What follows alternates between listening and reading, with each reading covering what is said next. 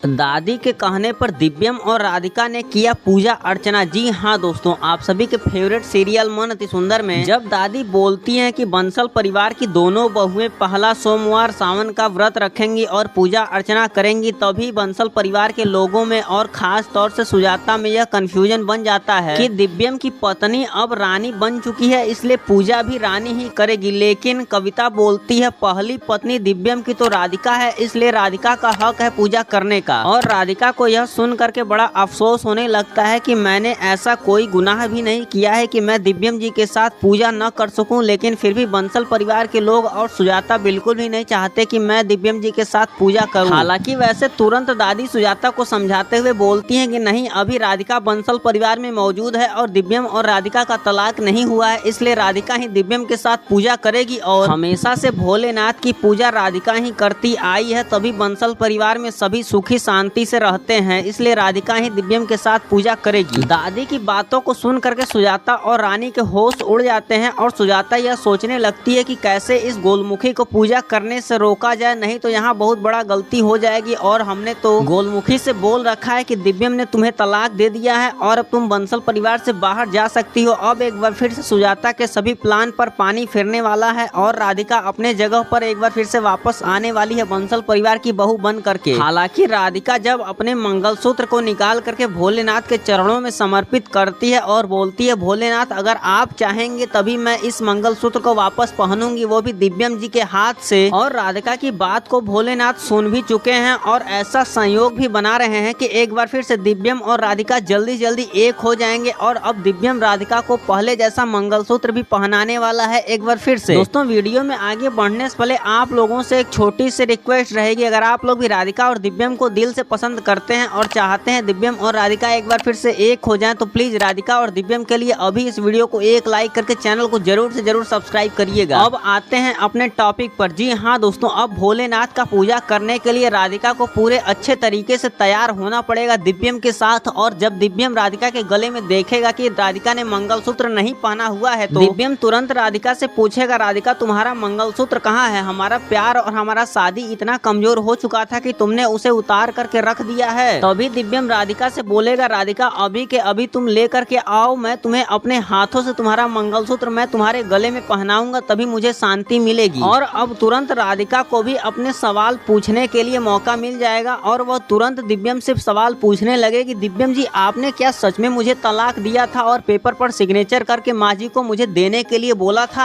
आपने जेल से आने के बाद तो मुझे प्रपोज करते टाइम बोला था कि आप क्या राधिका बंसल मेरी पत्नी बनोगी हमेशा हमेशा के लिए, 7 जन्मों के लिए क्या मेरी तुम पत्नी बनोगी? क्या हमारा और आपका प्यार इतना कमजोर था कि साल भर भी नहीं चल पाया और आपने दूसरी शादी कर ली बिना कुछ सच्चाई जाने हुए? दिव्यम जी, आपको सही बात पता नहीं है, मैंने कुछ नहीं किया है और पापा जी को मैंने धक्का नहीं दिया था। क्या आपका विश्वास मेरे लिए इतना कम हो चुका है कि आपने विश्वास कर लिया कि मैंने ही धक्का दिया था पापा जी को? और आप मुझे पसंद नहीं करते थे, ठीक है मान लेते हैं, लेकिन आपने रानी जी से 7 महीने के अंदर ही शादी